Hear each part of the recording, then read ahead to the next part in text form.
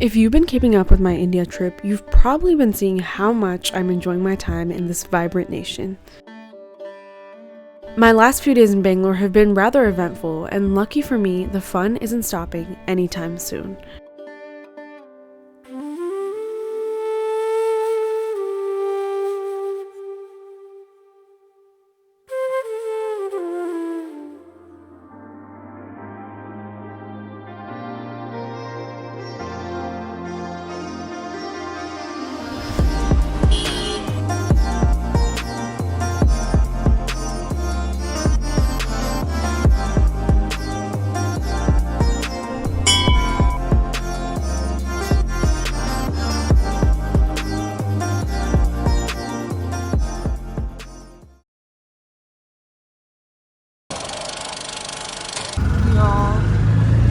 There's no space. We just needed a rickshaw really bad. There's 5 of us. This was the only way it was gonna work.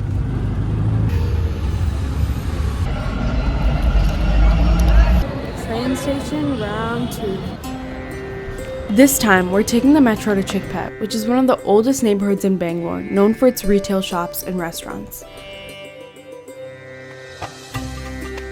You can definitely see signs of how old this place is just based on some of the traditional market practices that are still used. In many of these stores, we had to remove our shoes outside before stepping into rooms with soft, cushioning flooring. Religious individuals might stop by to ask for water or a small offering, adding to the area's cultural atmosphere. This is what a typical shopping experience looks like in a traditional Indian clothing store. Instead of going through the items yourself, someone assists you the whole time. They show you so many options, even laying it out for you to see. मैं इसके बाद इधर इधर side हाँ this one navy blue border new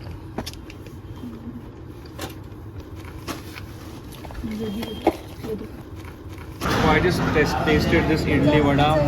I had a ratatouille moment. When I was 15-20 years back, when I was a child, when my parents came to Bangalore for the first time and they went to eat idli vada somewhere, this was the exact taste. Oh, I love it. We walked around more after that. Beware of the monkeys, there's so many of them. It's so fascinating to see how intelligent they are. We did end up buying some clothes, so it was a successful shopping day.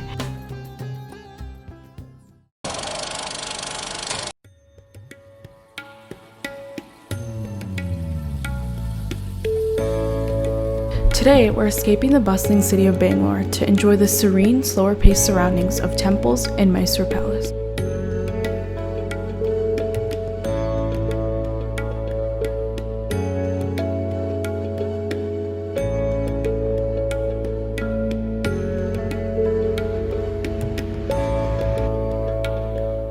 This is proof that the whole mosquito ban is not a placebo. Right now there were so many mosquitoes flying around our food and we just took the band out and now they're gone.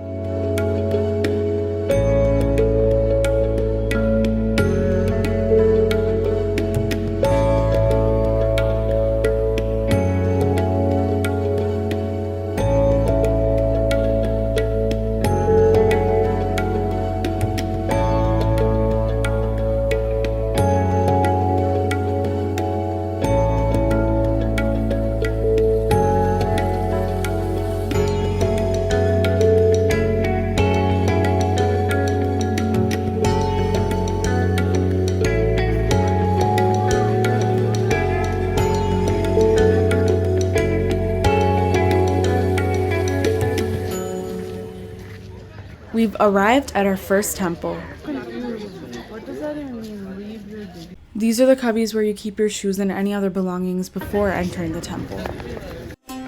This is the historic Dravidian architecture that's used in many temples in South India. It started under the rule of the Pallava dynasty, dating as early as the 6th century. This temple is one of the pilgrimage sites for devotees of Ranganath, a form of Lord Vishnu who's the protector of the universe. This is one of the unique temples that portrays Lord Vishnu in a reclining state, an image that's used to illustrate the origin of the cosmos. It's so impressive to think about how this was built with limited technology so long ago. The craziest part is that these elaborate carvings weren't made separately. The artists had to directly chisel into the rock.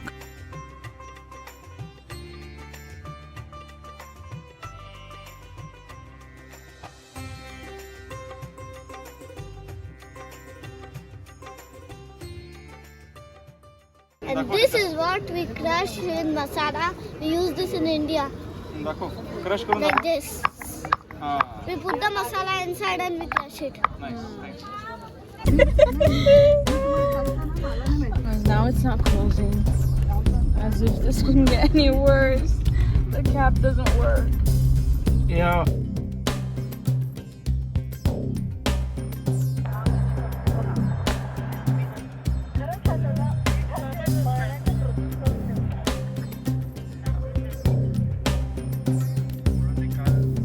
The Chamundeshwari Temple is located at the top of the Chamundi Hills, named after Chamundi, a form of the goddess of strength Durga. It was here that Chamundi defeated the demon king Mahishasur.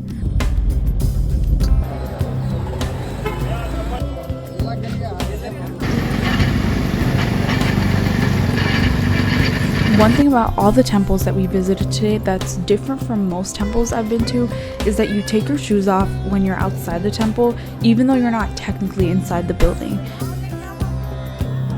It's a way to essentially expand the sacredness to the whole land itself.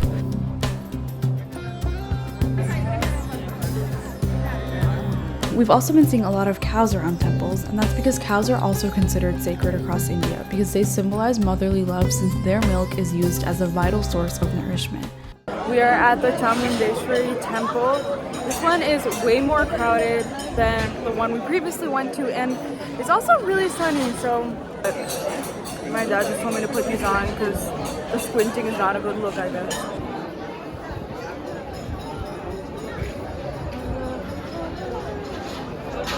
The pavement is a little bit hot, and I think this is the first time that I've walked barefoot publicly.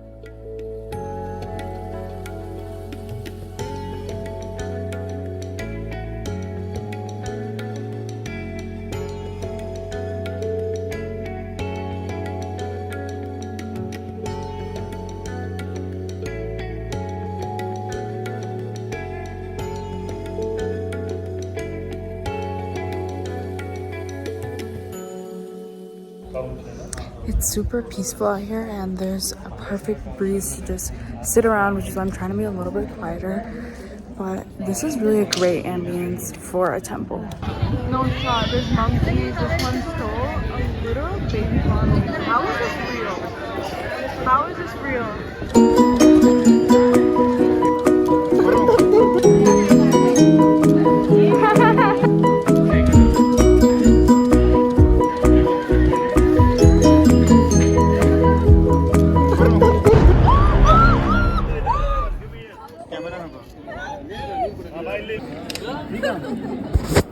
We come, always. That was actually really terrifying. I've never experienced anything like that. Always heard stories about monkeys, always laughed at them, but when you're actually at the center of that story, it's not funny at all. It's terrifying. Yeah, I was trying my best to film, but then my dad told me to put my camera away because monkeys are so smart. He could have grabbed my camera. But he held on to us, and it was really actually kind of cute and funny. She was like, help me, help me. And then someone just came, and they were so chill about it because they're locals, and then they just like threw water and he ran away. This is actual proof that our kurtas are very, very good quality because this was monkey tested right now. A monkey literally held onto a kurta and pulled on it, and there's not a single rip on it. So if that doesn't show you that this is some good fabric, I don't know what will.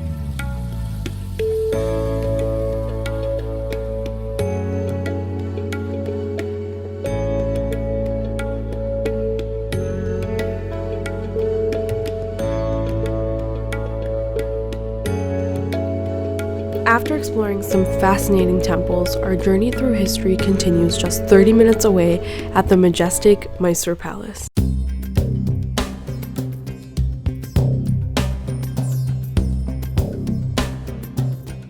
We have finally made it to the historic Mysore Palace, the former residence of the Wadiyar dynasty.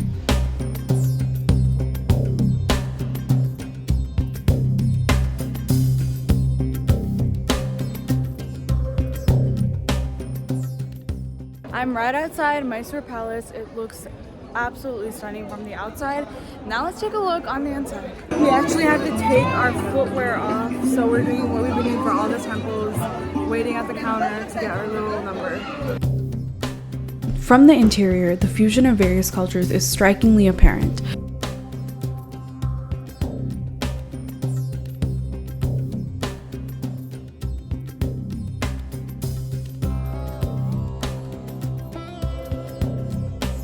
You'll notice the elaborate carvings and traditional motifs from Hindu influence, and the use of arches and domes from Mughal impact.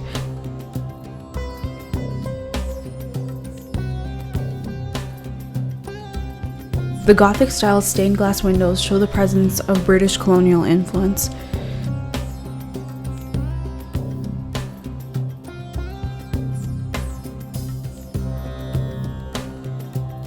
We just finished a tour. What a beautiful palace. Every single room that we went into, I just kept clicking photos. I'm actually at 22% on my phone right now because I could not stop filming. Everything in there was so worth filming. Most of our research has to be done beforehand because for the most part they only have plaques saying what the room was used for, but the actual history behind the palace and fun facts, that's only going to be in the guided tour, which we did not take. After a long day of sightseeing, we went out to eat. That concludes our day as well as our time in Bangalore. I've had the best time in Bangalore that covered everything: food, shopping, wildlife sightings, historic landmarks, and new experiences. To wrap up my India trip, I'll be heading over to the iconic city of Mumbai next, and you won't want to miss it. See you there!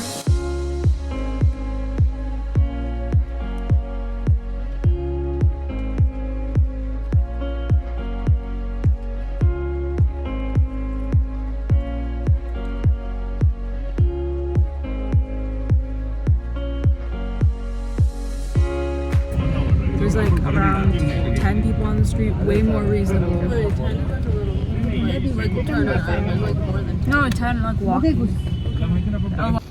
I know you kept saying be calm, but how? I'm a little bit confused about this market. Like, what does red hot spicy have to do with an airplane in my experience? I got go. No. Alright. The architecture in that temple